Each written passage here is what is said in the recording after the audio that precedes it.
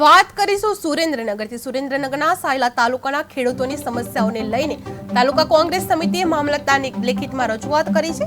વર્ષ 2024ના પાક નુકસાનની સહાય તાત્કાલિક ચૂકવવામાં આવે તે સાથે ખેડૂતોનું પોષણક્ષમ ભાવ મળતા ન હોવાથી આર્થિક કફોડી સ્થિતિ સર્જાઈ હોવાનો આક્ષેપ કરવામાં આવ્યો છે।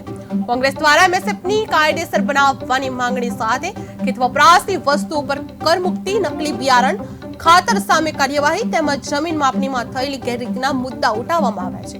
મોટી સંખ્યામાં કોંગ્રેસના કાર્યકરો અને હોદ્દેદારો સૂત્રોચ્ચાર કરી સરકાર સામે વિરોધ દર્શાવ્યો હતો। અને અહીંના ખેડૂતોને મેક્સિમમ ભાવ, કપાસનો ભાવ ઓછામાં ઓછું 2000 રૂપિયા મળવો જોઈએ તેવી અમારી કોંગ્રેસ પાર્ટીની માંગણી છે।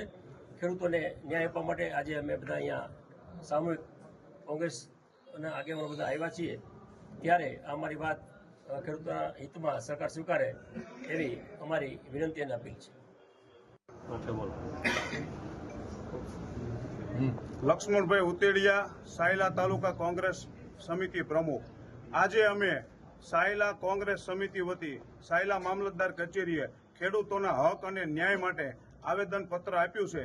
એમાં મુખ્ય 5 માંગણીઓ છે અમારી કે તમામ ખેડૂતોને મિનિમમ સપોર્ટ પ્રાઇસ, એની ખેત પેદાશોના પૂરતા ભાવ મળે।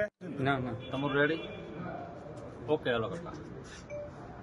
સાયલા તાલુકો એકદમ પછાત તાલુકો છે, જે ફક્ત ને ફક્ત ખેતી આધારિત જ અહીંની પેદાશો આવે છે અને સમગ્ર ગુજરાતની અંદર જ્યારે ખેડૂતોને અન્યાય થઈ રહ્યો છે ત્યારે સાયલા તાલુકાના પ્રમુખ શ્રીની આગેવાનીમાં બંધ કરી અને અહીંના ખેડૂતોને મેક્સિમમ ભાવ, કપાસનો ભાવ ઓછામાં ઓછું 2000 રૂપિયા મળવો જોઈએ તેવી અમારી કોંગ્રેસ પાર્ટીની માંગણી છે। ખેડૂતોને ન્યાય આપવા માટે આજે અમે